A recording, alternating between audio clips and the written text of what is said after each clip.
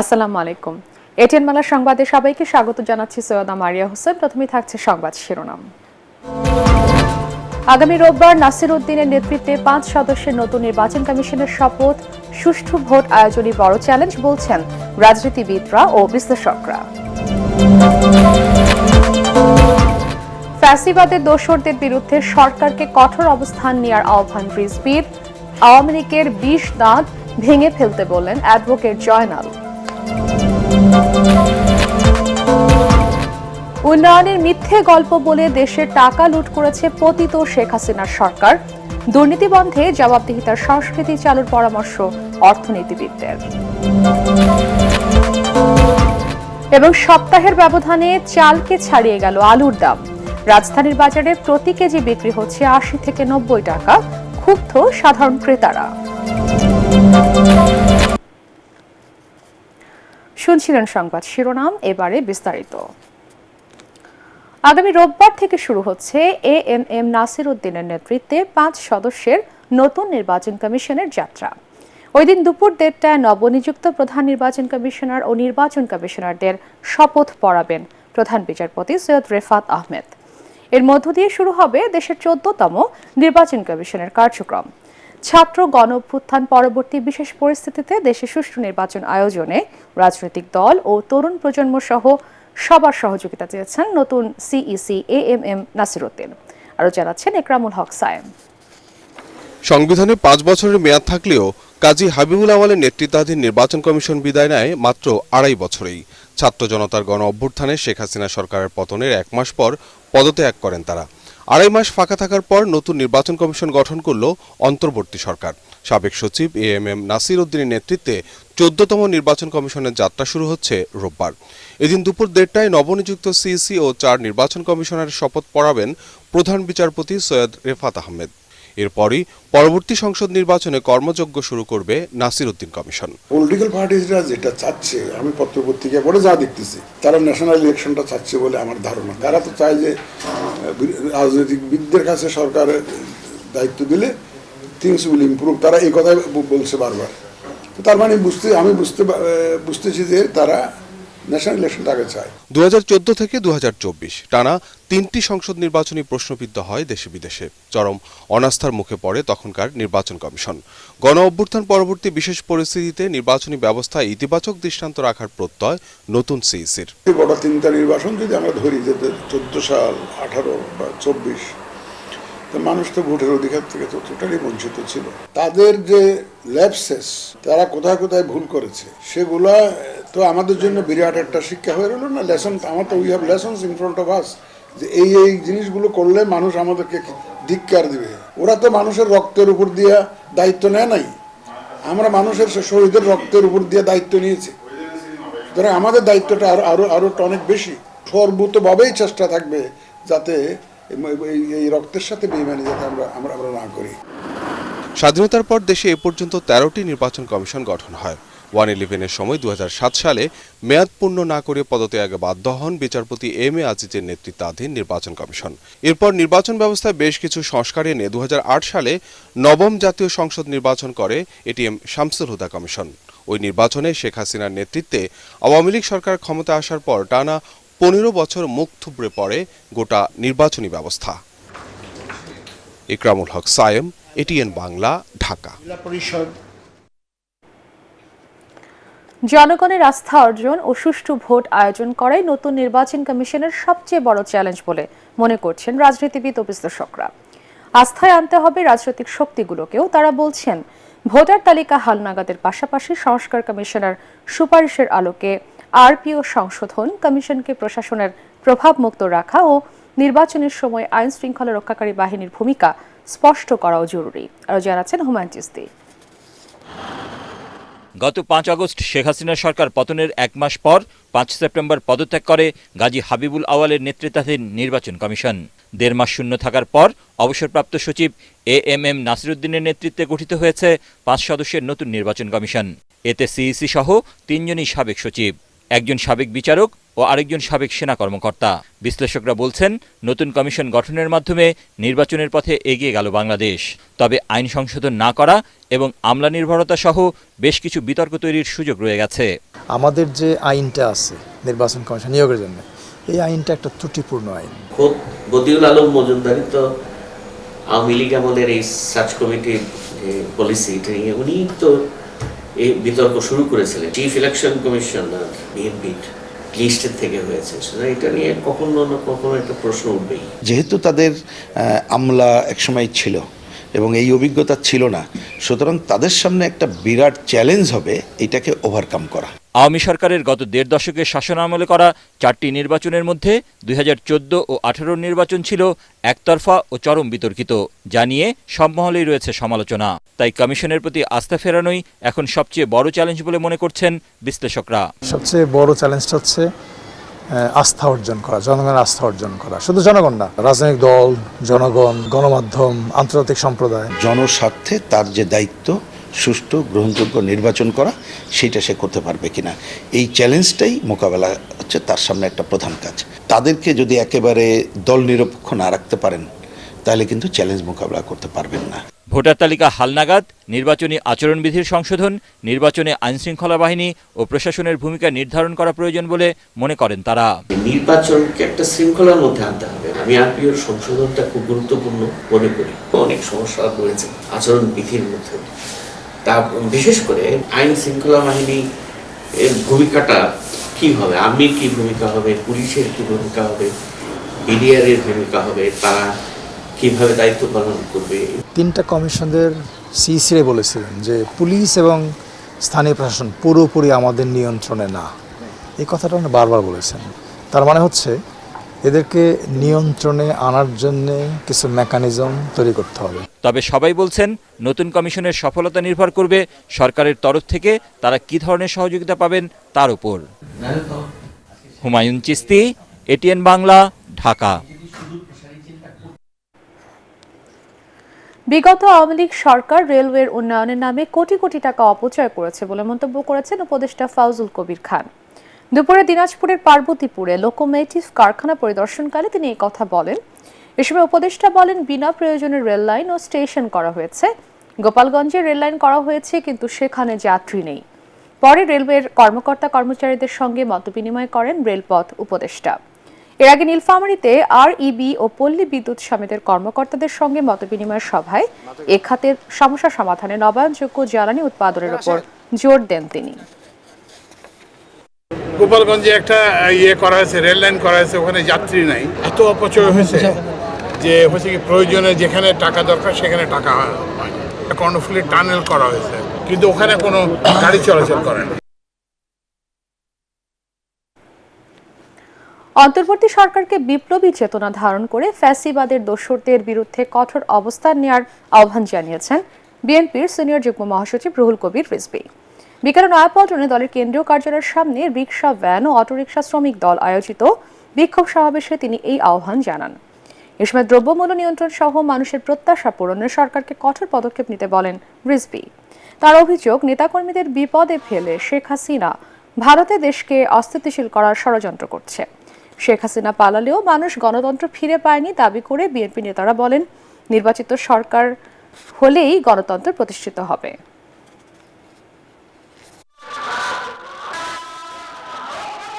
গণতন্ত্রের চেতনার প্রতি একটি সরকার, অন্তর্বর্তীকালীন সরকার, সেই সরকার মানুষের যে আস্থা, সে আস্থা তো কমতে থাকবে।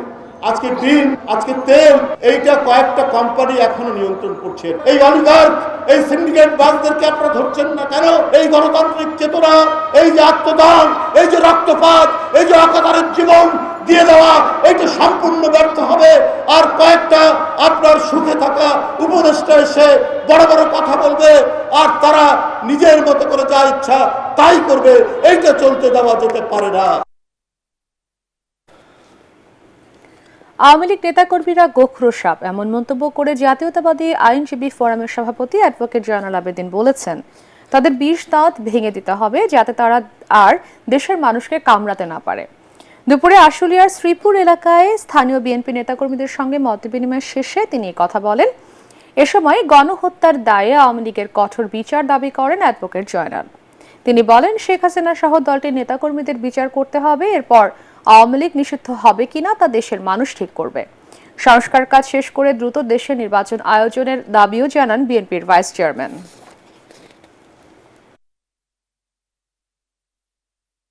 আওয়ামী লীগ হচ্ছে এমন একটি দল, এই দলকে শুধু বহিষ্কার করলে হবে না, এই দলের শেষ পোংরা পর্যন্ত যদি আপনি বিচার না করেন, তাহলে বিচারের সংস্কৃতি আপনার এই দেশ থেকে নিঃশেষ হয়ে যাবে। এদেশে মানুষ আবার যে সরকারই আসুক না কেন, সেই সরকার আবার আপনি একটা ফ্যাসিস্ট সরকারের রূপ নেবে। কোনো সরকার এসে ফ্যাসিস্ট সরকারের রূপ নেক, এই দেশের মানুষ কিন্তু সেটা চায় না। জবাবদিহিতার সংস্কৃতি চালু করতে না পারলে কাগজে কলমে আইন করে আর্থিক খাতের দুর্নীতি ঠেকানো যাবে না বলে মনে করেন গবেষণা সংস্থা সানেমের নির্বাহী পরিচালক অধ্যাপক ডক্টর সেলিম রায়হান। রাজধানীর এফডিসিতে ডিবেট ফর ডেমোক্রেসির বিতর্ক অনুষ্ঠানে তিনি একথা বলেন। এ সময় প্রতিষ্ঠানটির চেয়ারম্যান হাসান আহমেদ চৌধুরী কিরণ বলেন, পতিত আওয়ামী লীগ আমলে উন্নয়নের অসত্য গল্প শুনিয়ে হাজার হাজার কোটি টাকা লুটপাট করেছে সরকারের সুবিধাভোগীরা। মিজান শাহজাহানের রিপোর্ট। আর্থিক খাত বিশৃঙ্খল করার পেছনে ব্যবসায়ীদের রাজনৈতিক সম্পৃক্ততা বিষয়ে এই ছায়া সংসদের আয়োজন করে ডিবেট ফর ডেমোক্রেসি। সরকারি দল ইডেন মহিলা কলেজ ও বিরোধী দল সরকারি তিতুমির কলেজের বিতার্কিকদের যুক্তি পাল্টা যুক্তিতে প্রাণবন্ত হয়ে ওঠে সংসদ। গত 16 বছরে 11,92,261 কোটি টাকা বাংলাদেশ থেকে পাচার হয়েছে। বিতর্কের মূল্যায়ন পর্বে south Asian network on economic modelling সানেমের নির্বাহী পরিচালক অধ্যাপক ডক্টর সেলিম রায়হান বলেন, আর্থিক খাতে সংকটের শুরুটা 70-এর দশকের শেষ দিকে। তবে বিগত 15 বছরে অতীতে সব রেকর্ড ভেঙে নতুন মাত্রা তৈরি করেছে এস আলমের মতো কয়েকটি গ্রুপ। আমরা যতই কাগজে কলমে পৃথিবীর সর্বশ্রেষ্ঠ আইন কানুন লিখে রাখি না কেন, যদি রাজনীতিবিদ, ব্যবসায়ী এবং আমলাদের ওই দুষ্ট চক্র এটা চলতে থাকে এবং নতুন দুষ্ট চক্র সৃষ্টি হয় সামনের দিনগুলোতে, তাহলে কিন্তু তারা কিন্তু এই কাগজে কলমে কি লেখা আছে সেগুলো তারা পরোয়া করবে না। ছায়া সংসদের স্পিকার হাসান আহমেদ চৌধুরী কিরণ বলেন, হাতে গোনা কয়েকটি কর্পোরেট কোম্পানির হীন স্বার্থ পূরণের কারণে আজ কষ্টে আছেন সারা দেশের মানুষ। বাংলাদেশের রাজনীতিতে যেভাবে ব্যবসায়ীদের আধিপত্য চলছে, পৃথিবীর ইতিহাসে এত ব্যবসায়ীরা কোথাও কিন্তু এত আধিপত্যভাবে আমাদের রাজনীতিতে, আমাদের সংসদে তারা অংশগ্রহণ করেনি। ব্যবসায়ীরা রাজনীতি আসুক, যারা রাজনীতিকে ব্যবসা হিসাবে নেবেন না, তারা যদি রাজনীতিতে আসেন তাহলে কিন্তু আমাদের কোনো দুঃখ থাকে না। কর্পোরেট কোম্পানিগুলোর খপ্পরে পড়ে রাজনীতিবিদদের ছত্রছায়ায় কিন্তু আমাদের দেশে আমরা চিনি বলি, আমাদের এই তেল বলি, আমাদের আলু বলি, এই সর্বক্ষেত্রে কিন্তু আমরা দ্রব্যমূল্যকে নিয়ন্ত্রণ করতে পারছি। তারা বলেন, কেন্দ্রীয় ব্যাংক হিসেবে বাংলাদেশ ব্যাংক আর্থিক খাতে অনিয়মের দায় এড়াতে পারে না। বাংলাদেশ ব্যাংকের অনেক নীতিগত ভুল আছে। আমানতকারীরা কেন এখন ভীত থাকবে? আমানতকারীরা ব্যাংকে কেন চেক দিলে তাদের টাকা পাচ্ছে না? সে কারণে আমি মনে করি বাংলাদেশ ব্যাংক মেরুদণ্ড সোজা করে সকল নীতি কৌশলে যে ভুল ছিল সেই ভুলগুলো শুধরে তারা ভবিষ্যৎ বাংলাদেশকে যাতে অর্থনীতির পঙ্গুত্বের দিকে তারা নিয়ে গেছিল, তাদের সঠিক শাস্তির বিধানের মাধ্যমে বাংলাদেশকে স্বাবলম্বী করে তুলবার জন্য আমরা এই চেষ্টা করবো বলে আমরা আশা করি। এখনো কিন্তু বাংলাদেশ ব্যাংকের সাথে যে অ্যারেঞ্জমেন্টটা সরকারের, সেখানেও কিন্তু প্রচুর পরিবর্তন আনা দরকার। কিভাবে বাংলাদেশ ব্যাংকে তার স্বাধীন ভূমিকাটা দেওয়া যেতে পারে। বিতর্ক প্রতিযোগিতায় তিতুমির কলেজকে হারিয়ে বিজয়ী হয় সরকারি দল ইডেন মহিলা কলেজ। মিজান শাহজাহান, এটিএন বাংলা, ঢাকা। চালের চেয়ে এখন আলুর দাম বেশি। সর্বনিম্ন চালের দাম যেখানে 55 টাকা, সেখানে আলু বিক্রি হচ্ছে 80 থেকে 90 টাকায়। ফুলকপি বাদে সব ধরনের সবজির দাম কেজিতে 10 থেকে 20 টাকা বেড়েছে। এতে ক্ষুব্ধ ক্রেতারা। বিক্রেতারা বলছেন, উৎপাদন ও আমদানি কম থাকায় আবারও বেড়েছে সবজির দাম। সাপ্তাহিক বাজার দর নিয়ে ঐশী গোস্বামী প্রমার রিপোর্ট। বেড়েই চলেছে নিত্য প্রয়োজনীয় পণ্যের দাম। রাজধানীর বাজারে সবজি থেকে শুরু করে মাছ, মুরগি সহ সবকিছুরই দাম বাড়ছে হু হু করে। নতুন করে বেড়েছে আলু সহ বিভিন্ন সবজির দাম। টমেটো, গাজর বিক্রি হচ্ছে 160 থেকে 180 টাকা দরে। বাড়তি আছে বরবটি, করলা, শিমের মতো আরও কিছু সবজি, যা 100 থেকে 120 টাকায় বিক্রি হচ্ছে। এতে বিপাকে পড়েছেন সাধারণ ক্রেতারা। গেল সপ্তাহ থেকে এ সপ্তাহে দাম আরো বাড়ছে। দাম কমে নাই, ওদের জিজ্ঞেস করলে কয় সব জিনিসের আমদামি কম। গাজরের দামও যদি কেজি হয় যদি 140 টাকা 50 টাকা, আপনি যে কোনো তরকারি যান 70-80 টাকার নিচে নাই। আমরা পাবলিকেরা খামো এই অবস্থা নাই, মানে দিনে দিনে বাড়তেছে। এদিকে বিক্রেতারা বলছেন সরবরাহ কম থাকার কারণেই বেড়েছে নিত্য প্রয়োজনীয় পণ্যের দাম। অন্যান্য বছর যারা আপনার নতুন সবজিটা আসার পরে পরে মানে আপনার ফুরফুর করে দাম কমে যেত, কিন্তু এবারে কিন্তু এখনো কমছে না। নতুন মাল আইছে, এটার আমদানি কম, দাম বাড়তি। এটা আমদানি যখন বাড়বে তখন দাম কমে যাবে। আরো শুধু সবজিই নয়, সপ্তাহের ব্যবধানে বেড়েছে মাছের দামও। সব মাছের দাম কমছে, আরো কমবো, সামনে আরো আমদানি, প্রচুর আমদানি হইব মাছে। চাউলের দাম আরো মাসখানেকের পর পরে বেড়ে গেছিল, বেড়ে যাওয়ার পরে এখন বাড়ার ভিতরে এখন স্থির হয়ে আছে। বাজারে প্রতি কেজি ব্রয়লার মুরগি বিক্রি হচ্ছে 190 টাকায়, সোনালীর কেজি 280, লেয়ার মুরগি ও কক বিক্রি হচ্ছে 300 টাকা কেজি। ঐশী গোস্বামী প্রমা, এটিএন বাংলা, ঢাকা। বিপ্লব পরবর্তী বাংলাদেশকে এগিয়ে নিতে হলে ঐক্যের বিকল্প নেই বলে মন্তব্য করেছেন বিএনপির জাতীয় নির্বাহী কমিটির সদস্য অ্যাডভোকেট রুহুল কুদ্দুস তালুকদার দুলু। নাটোরে স্থানীয় বিএনপি আয়োজিত জনসভায় তিনি কথা বলেন। এ সময় দুলু বলেন, জাতীয়তাবাদী ও ইসলামী মূল্যবোধে বিশ্বাসী সকল দল এবং মতকে কাঁধে কাঁধ মিলিয়ে ফ্যাসিবাদ বিরোধী আন্দোলনের মতো দেশ গঠনে ঐক্যবদ্ধ হতে হবে। এ সময় জেলা বিএনপির সদস্য সচিব রহিম নওয়াজ, সদর উপজেলা বিএনপি সভাপতি ফয়সাল আলম আবুল ও যুগ্ম আহ্বায়ক ফরহাদ আলী দেওয়ান শাহিন অন্যান্যের মধ্যে উপস্থিত ছিলেন।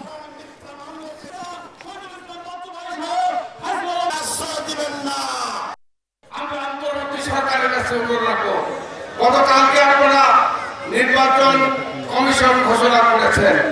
বিএনপি আমরা চাই অতি সত্বর নির্বাচন ঘোষণার পর ভোটার লিস্ট অতি সত্বর করে নতুন করে ভোটার তালিকা করে একটা আগামী বছরের মধ্যে একটা নির্বাচনের তারিখ ঘোষণা করা।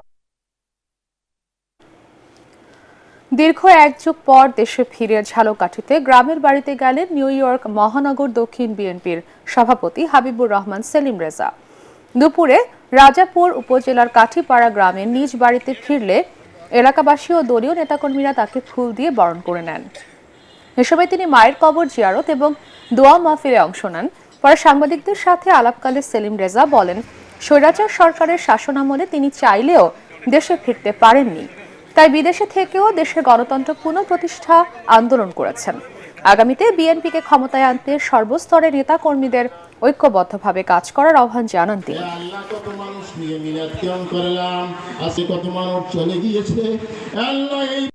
এবং এই ফ্যাসিস আপনারা জানেন দেশে বিদেশে আবার সেই ষড়যন্ত্র করছে, সেই ষড়যন্ত্র মাধ্যমে যাতে এই সরকারকে বিতর্কিত না করতে পারে, বাংলাদেশে যে স্বাধীনতার যে গণতন্ত্র আমরা পুনরুদ্ধার করছি বা এবং যে গণতন্ত্র ভবিষ্যতে যে গণতন্ত্র রাজনৈতিক দলের মাধ্যমে যে নির্বাচনের ফ্রি ও ফেয়ার যে নির্বাচন হবে, সেই নির্বাচনের মাধ্যমে যে সরকার গঠন হবে, রাজনৈতিক সরকার, তারাই দেশ পরিচালনা করবে এবং এই সরকারকে ততক্ষণ পর্যন্ত এই সরকারকে আমাদের সহযোগিতা করতে হবে। আল আরাফা ইসলামী ব্যাংক অর্থ সংবাদ।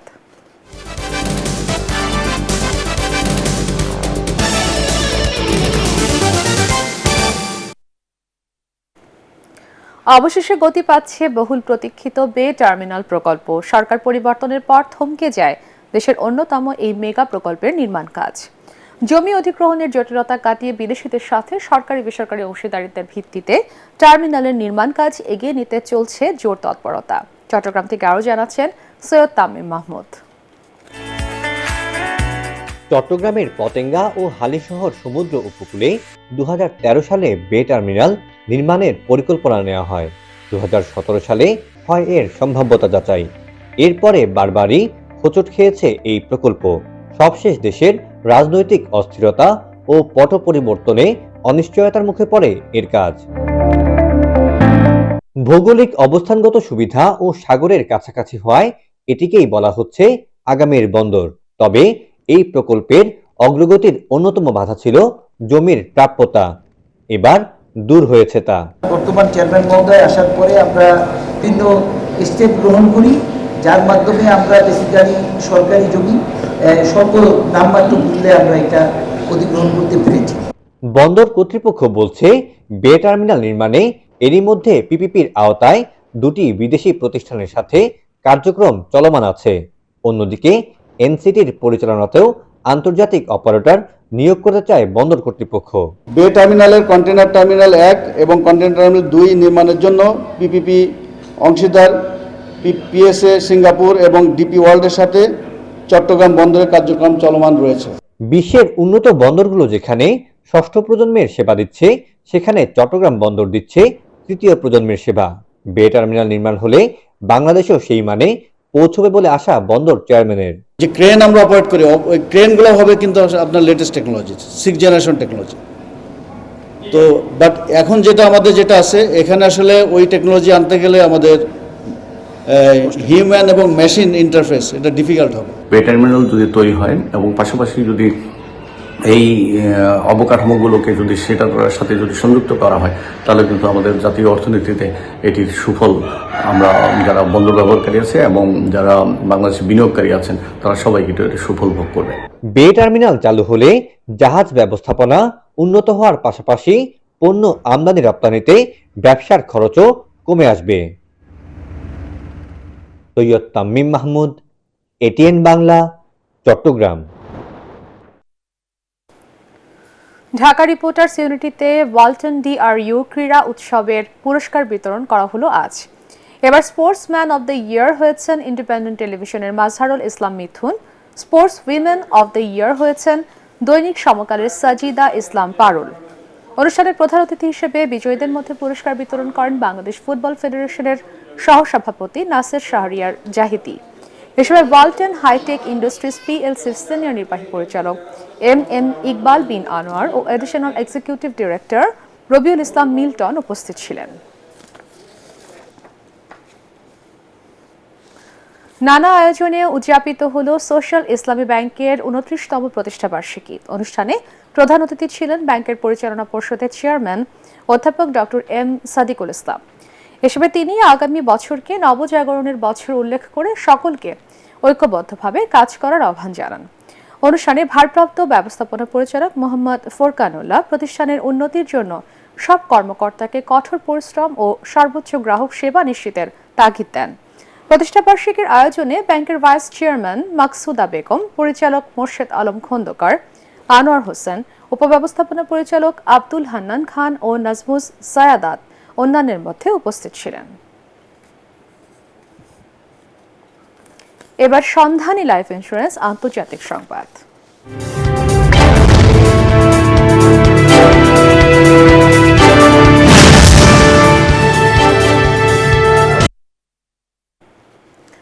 ইসরায়েলের প্রধানমন্ত্রী বেনিয়ামিন নেতানিয়াহু ও সাবেক প্রতিরক্ষামন্ত্রী ইয়োভ গ্যালান্টের বিরুদ্ধে আন্তর্জাতিক অপরাধ আদালতের গ্রেফতারি পরোয়ানাকে অসঙ্গত ও নজিরবিহীন বলে মন্তব্য করেছেন মার্কিন প্রেসিডেন্ট জো বাইডেন।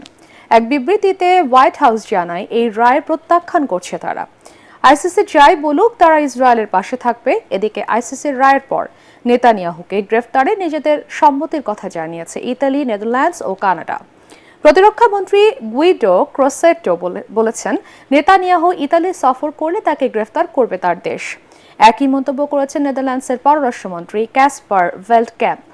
কানাডার প্রধানমন্ত্রী জাস্টিন ট্রুডো আইসিসির ওয়ারেন্ট মেনে চলার বিষয়টি নিশ্চিত করেছেন। ওদিকে আইসিসির গ্রেফতারি পরোয়ানাকে স্বাগত জানিয়েছে ফিলিস্তিনিরা। এর আগে ফিলিস্তিনের গাজায় মানবতা বিরোধী ও যুদ্ধাপরাধের অভিযোগে নেতানিয়াহু ও গ্যালান্টের বিরুদ্ধে পরোয়ানা জারি করে আইসিসি।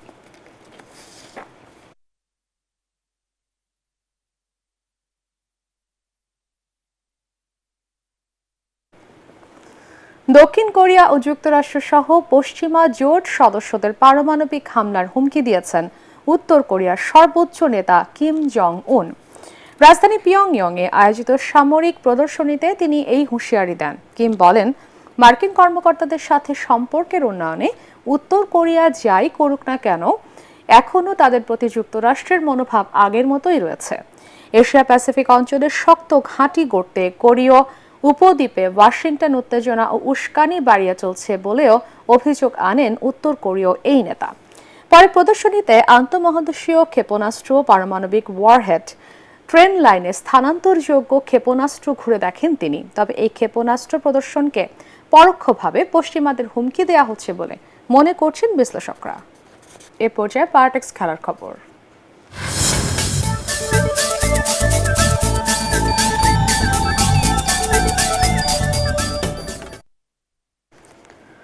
বাংলাদেশ নারী ক্রিকেট দলের বিপক্ষে 3টি করে ওয়ানডে ও 4টি টি20 খেলতে ঢাকায় পৌঁছেছে আয়ারল্যান্ডের মেয়েরা। সিরিজ শুরুর 5 দিন আগেই ঢাকায় আসলো দলটি। শনিবার থেকে অনুশীলন শুরু করবে আইরিশ মেয়েরা। 27 নভেম্বর থেকে মিরপুরে শুরু হবে 3 ম্যাচে ওয়ানডে সিরিজ। 30 নভেম্বর দ্বিতীয় ও পরেরটি 2রা ডিসেম্বর। 2025 সালের সরাসরি বিশ্বকাপে খেলতে হলে ম্যাচগুলো গুরুত্বপূর্ণ বাংলাদেশের মেয়েদের জন্য। এজন্য প্রায় 1 মাস আগে থেকেই অনুশীলন করেছে টাইগ্রেসরা। পরের তিনটি টি20 হবে সিলেটে।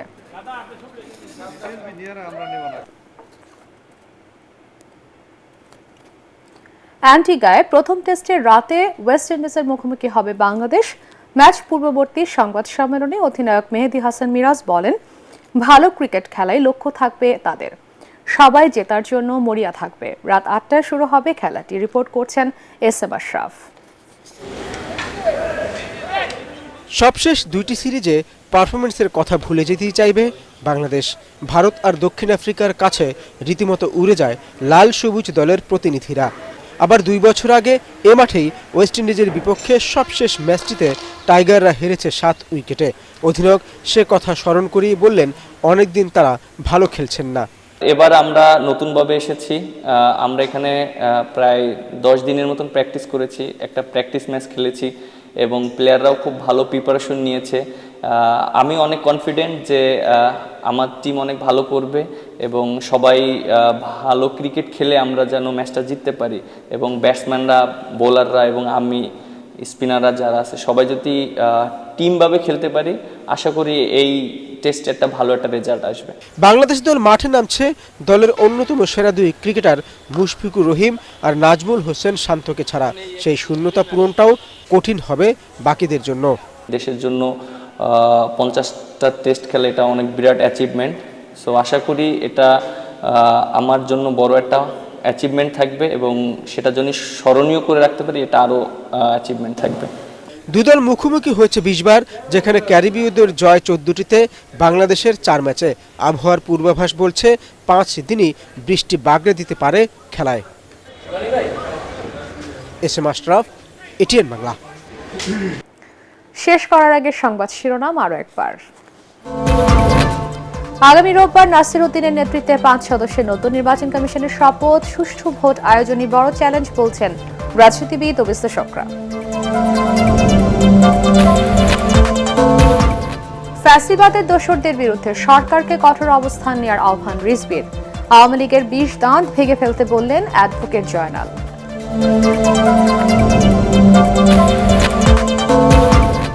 উন্নয়নের মিথ্যে গল্প বলে দেশের টাকা লুট করেছে পতিত শেখ হাসিনার সরকার। দুর্নীতি বন্ধে জবাবদিহিতার সংস্কৃতি চালুর পরামর্শ অর্থনীতিবিদদের। এবং সপ্তাহের ব্যবধানে চালকে ছাড়িয়ে গেল আলুর দাম। রাজধানীর বাজারে প্রতি কেজি বিক্রি হচ্ছে 80 থেকে 90 টাকা। ক্ষুব্ধ সাধারণ ক্রেতারা। পরবর্তী সংবাদ দেখার আমন্ত্রণ জানিয়ে এখনকার মতো শেষ করছি। এটিএন বাংলার সংবাদ ইউটিউবে দেখতে ব্রাউজ করুন, youtube/এটিএন বাংলা নিউজ। ধন্যবাদ সবাইকে।